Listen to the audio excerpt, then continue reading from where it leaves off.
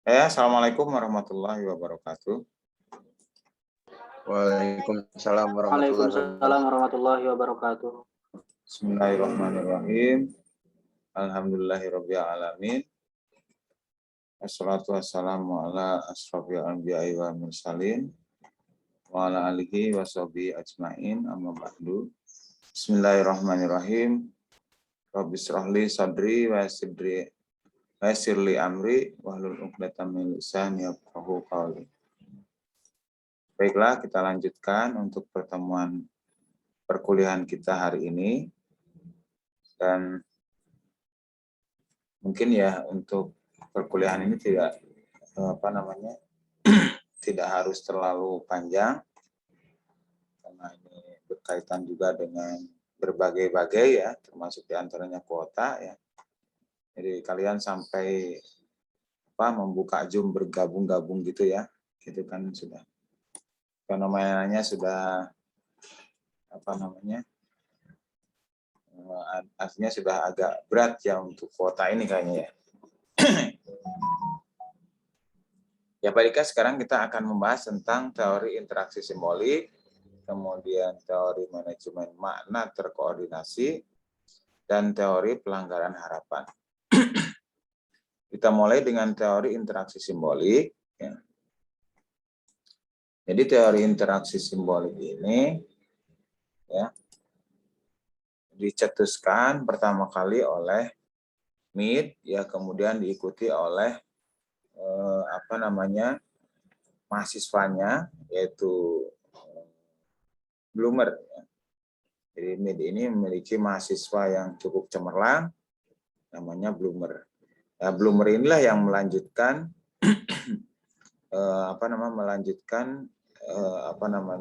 sosialisasi tentang tradisi interaksi simbolik ini. Nah, sebenarnya setiap teori ini akan berangkat dari akar teori besar. Ya. Sebenarnya teori interaksi simbolik ini juga berangkat dari akar teori pragmatisme atau instrumentalisme dari John Dewey, dan juga dari akar teori psikologi sosial dari Mead, ya, dari Mead sendiri. Jadi Mead ini mencetuskan teori interaksi simbolik juga berdasarkan pada teori yang sudah dia bikin sebelumnya, yaitu berdasarkan diri pada teori psikologi sosial. Nah, dalam teori pragmatisme atau instrumentalisme, ini yang menjadi acuan teori interaksi simbolik ini, menyatakan bahwa manusia secara aktif dan dinamis membentuk sendiri pengetahuan dan kelakuannya. Jadi manusia ini sebenarnya adalah makhluk yang aktif dan dinamis. Ya. Kenapa? Karena manusia ini memiliki akal. Sehingga manusia itu bisa membentuk sendiri pengetahuan dan kelakuannya. Jadi sebenarnya manusia sendiri sudah bisa memilih ya, mana yang baik dan mana yang buruk menurut pandangan akalnya. Ya, menurut pandangan akalnya. Jadi meskipun misalnya tidak ada wahyu, tidak ada nabi, maka manusia itu sebenarnya sudah punya akal. Hanya memang wahyu inilah yang kemudian meluruskan akal pikiran manusia ini. Makanya di perguruan tinggi kita ini kan visi misinya kan tetap wahyu memandu ilmu. Ya. Jadi ilmu kita itu harus dipandu oleh wahyu. Nah itu dasar dari manusia itu. Sehingga dalam teori interaksi simbolik bahwa manusia itu bisa melakukan interaksi ya antar satu orang dengan orang lain dengan menggunakan interaksi simbolik, saling memberikan simbol-simbol tertentu di dalam proses komunikasinya. Nah, psikologi yang kedua adalah psikologi sosial, ini yang menjadi dasar munculnya teori interaksi simbolik ya, yaitu dari Mead. Di mana Mead menyatakan bahwa pikiran manusia mengartikan dan menafsirkan benda-benda dan kejadian yang dialami. Jadi pemikiran manusia ini selalu aktif dan selalu menafsirkan terhadap benda-benda ya, ataupun kejadian-kejadian yang dialami. Akan selalu melalui proses penafsiran-penafsiran. Jadi manusia itu masing-masing akan selalu membuat tafsir-tafsir tersendiri terhadap sebuah kejadian atau terhadap benda-benda tertentu. Ya, ini apalagi di negara kita ya, di masyarakat kita ini penafsiran-penafsiran terhadap kepercayaan-kepercayaan seperti ini sungguh luar biasa ramai ya. Penafsiran terhadap orang meninggal, terhadap kelahiran anak, ya, penafsiran terhadap perilaku seseorang, ya, itu semua penuh dengan penafsiran-penafsiran. Karena memang suka menafsir seperti itu. Nah, itu dua teori inilah yang mendasari munculnya teori interaksi simbolik. Nah, apa sih teori interaksi simbolik itu? Maka teori interaksi simbolik sebenarnya memiliki beberapa asumsi, memiliki beberapa dugaan-dugaan kuat terhadap sebuah kebenaran. Ya. Jadi inilah yang mendasari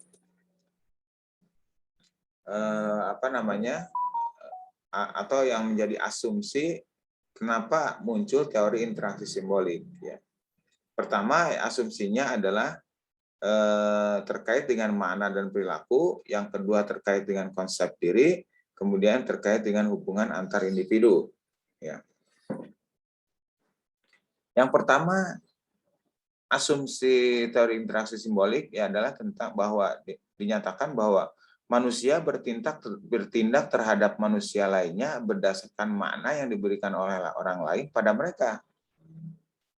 Jadi manusia ketika bertindak, ya, kita berperilaku, berinteraksi dengan manusia lainnya, ini akan mendasarkan pada makna yang diberikan oleh orang lain kepada kita.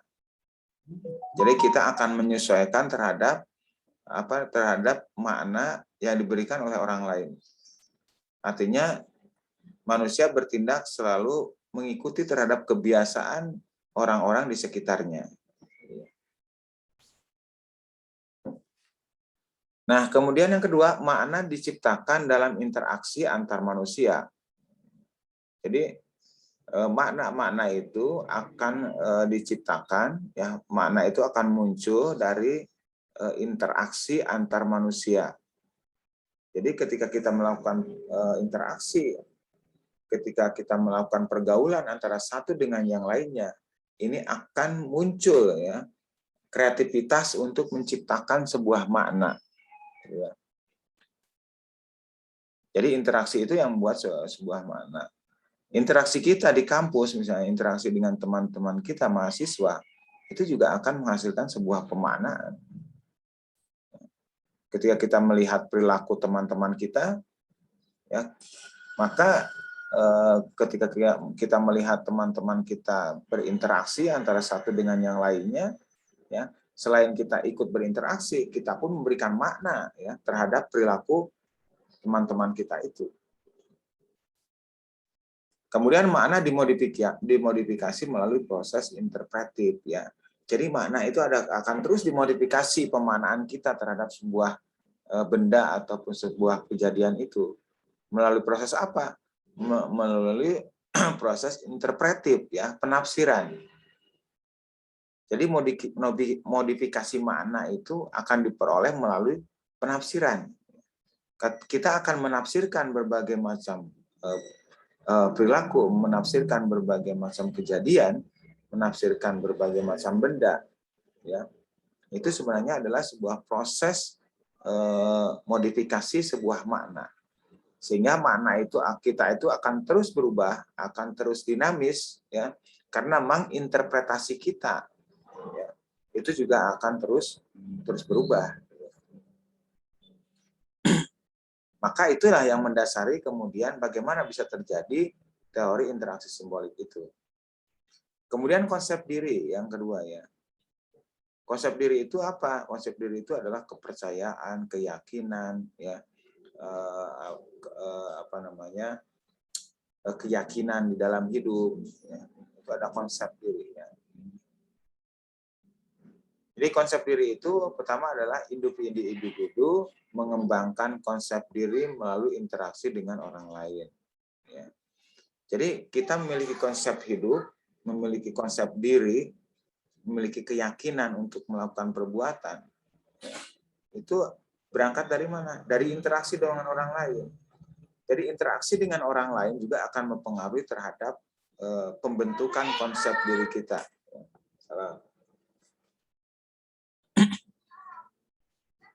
Ya.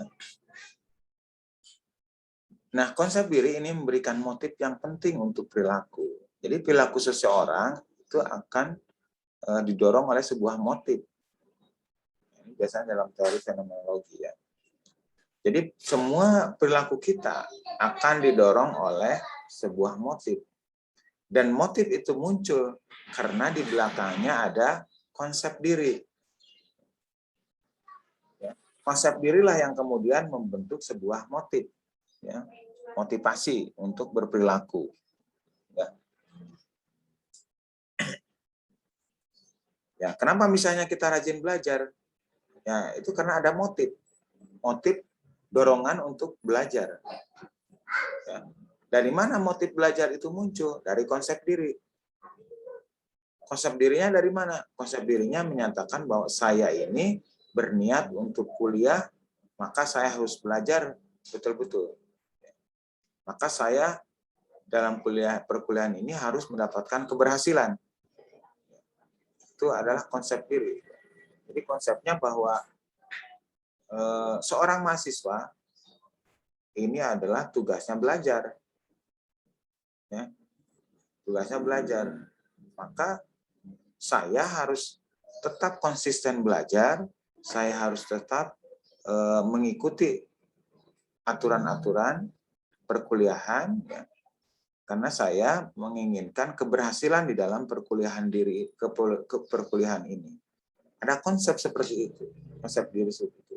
Nah, inilah yang kemudian konsep diri ini memberikan motivasi, ya, memberikan motif, ya.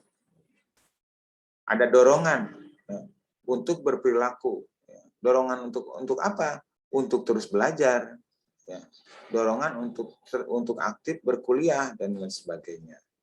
Jadi konsep diri muncul, kemudian konsep diri ini mempengaruhi sebuah motif, ya. Maka motif inilah yang kemudian akan berpengaruh terhadap perilaku. Hanya hampir habis ya. Nah, hubungan antar individu dengan masyarakat, ya. Orang dan kelompok dipengaruhi oleh proses budaya dan sosial. Ya. Hubungan antar individu dengan masyarakat. Jadi teori ini bahwa orang dan kelompok dipengaruhi oleh proses budaya dan sosial. Kemudian suku sosial dihasilkan melalui interaksi sosial.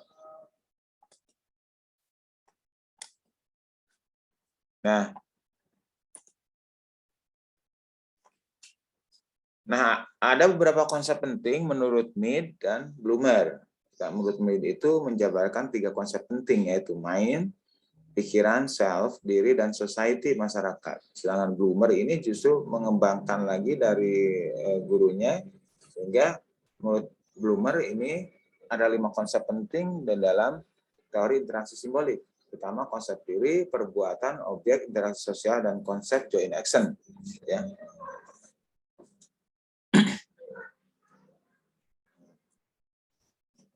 Nah, ini kalau digambarkan seperti ini. Ini main ya. Ini sekarang saya jadi admin berarti ya ini.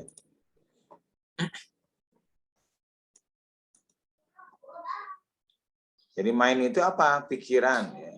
Pikiran memiliki kemampuan untuk menggunakan simbol dengan makna sosial yang sama. Dan pikiran merupakan percakapan dalam diri seseorang. Ini main ya. Jadi pikiran ini merupakan sebuah kemampuan untuk menggunakan simbol ya. Dengan makna sosial yang sama. Ya, jadi menggunakan simbol itu. Ya. Jadi pikiran inilah yang kemudian memiliki kemampuan untuk menangkap sebuah simbol, memiliki kemampuan untuk menafsirkan terhadap berbagai macam simbol, sehingga pikiran inilah yang mendorong terjadinya interaksi di dalam masyarakat, interaksi yang saling menggunakan simbol. Kemudian ada pemikiran merupakan percakapan dalam diri seseorang. Ya.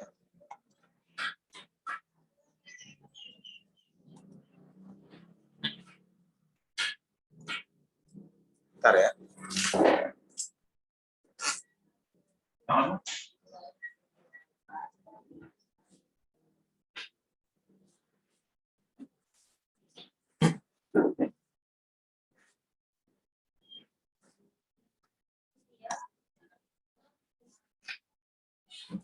Nah, kemudian masyarakat, ini society ya. Ini juga merupakan unsur yang mendukung atau ikut berkontribusi dalam interaksi, dalam teori interaksi simbolik ini. Nah, masyarakat itu adalah jejaring hubungan sosial yang diciptakan dan direspon oleh manusia. Sehingga menurut pendapat ini bahwa masyarakat itu merupakan sebuah jaringan yang direspon oleh manusia. Sehingga dengan adanya jaringan dalam masyarakat ini, maka akan tercipta sebuah interaksi di dalam masyarakat. Yang kedua, orang lain secara khusus adalah individu yang penting bagi kita. Bagaimanapun semua orang itu adalah disebut dengan individu yang memang dibutuhkan. Karena interaksi ini tidak lepas dari pergaulan dengan orang lain. Kemudian tiga, orang lain secara umum adalah sikap dari keseluruhan komunitas. Ya. Jadi sikap seseorang itu sebenarnya adalah representasi dari sikap komunitas di suatu kelompok tertentu. Jadi kalau kita melihat ada sikap tertentu pada suatu kelompok tertentu, itu adalah mewakili ya. Bukan hanya kelompok, daerah pun memiliki sikap-sikap tertentu yang juga mewakili ya, daerahnya. Bahkan ada beberapa karakter-karakter daerah yang bisa kita amati ya, itu ada kesamaan-kesamaan dan kemiripan-kemiripan karena memang daerahnya itu memiliki karakter tersendiri. Ya. Jadi kalau kita melihat karakter misalnya orang Garut, orang Ciamis, orang Tasik, orang Sukabumi ini memiliki karakter tersendiri secara umum. Meskipun tidak bisa kemudian disetarakan keseluruhan. Tapi ada karakter umum yang biasa kita lihat. Ya. Nah, sedangkan Blumer ini menyajikan 5 konsep ya dalam interaksi simbolik ini ya. Konsep diri, perbuatan, objek, interaksi sosial, dan joint action. Ya. Nah, konsep diri ya ini tadi ya, hampir sama ya. Bahwa setiap manusia memiliki konsep diri yang kemudian mendorong seorang itu untuk memiliki motif untuk berperilaku. Kemudian konsep diri juga mempertimbangkan, menguraikan, dan menilai hal-hal tertentu yang telah ditarik ke dalam lapangan kesadarannya. Ya, bersama. Perbuatan, ini perbuatan manusia dibentuk melalui interaksi dengan diri sendiri. Maka perbuatannya berlainan dengan makhluk-makhluk lainnya. Yaitu tadi karena manusia memiliki akal pikiran. Ya. Jadi perbuatan manusia dibentuk melalui interaksi dengan diri sendiri dulu ya. Jadi ada pemikiran tersendiri ya, ada pemikiran awal sebelum berinteraksi. Ya.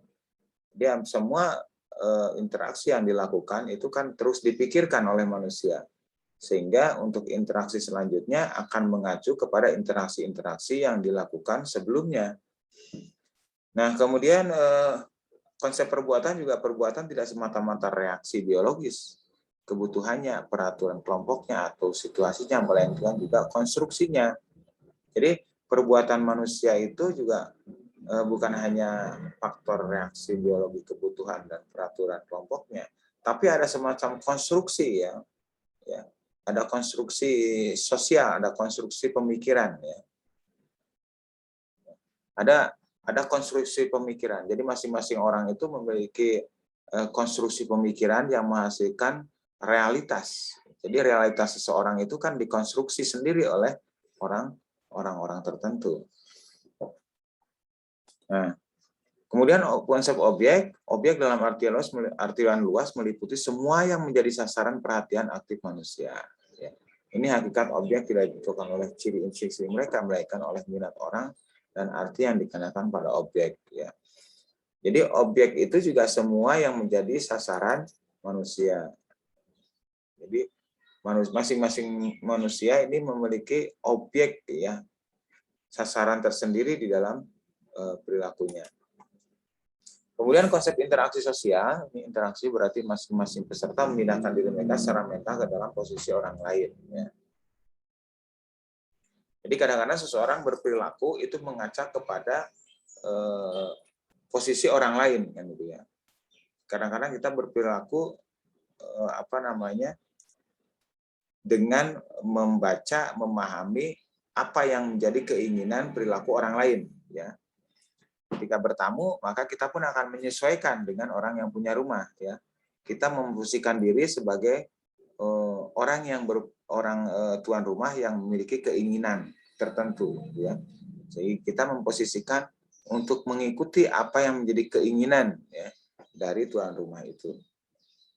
Nah, interaksi tidak hanya berlangsung melalui gerak-gerik saja, terutama juga melalui simbol-simbol yang perlu dipahami ya, dan dimengerti gitu ya. Nah, dalam interaksi simbolik orang mengartikan dan menafsirkan gerak-gerik orang lain dan bertindak sesuai dengan arti itu. Ya, saya kira sudah paham jelas ya. Konsep joint action, aksi kolektif yang lahir dari perbuatan masing-masing ini perlu dicocokkan dan diserasikan satu sama lain. Joint action adalah penyerasian dan peleburan banyaknya arti, tujuan, pikiran, dan sikap. Jadi joint action itu adalah aksi kolektif ya. Jadi menserasikan ya antara berbagai macam perbuatan, menserasikan berbagai macam pendapat ya antara satu pendapat dengan pendapat orang lain ya. Jadi bagaimana kita bersaling memiliki aksi ya secara kolektif, menserasikan antara satu individu dengan individu yang lain, meskipun tidak harus sama pendapat, tapi paling tidak saling mengerti, saling memahami terhadap perbedaan pendapat itu ya. Itu interaksi simbolik.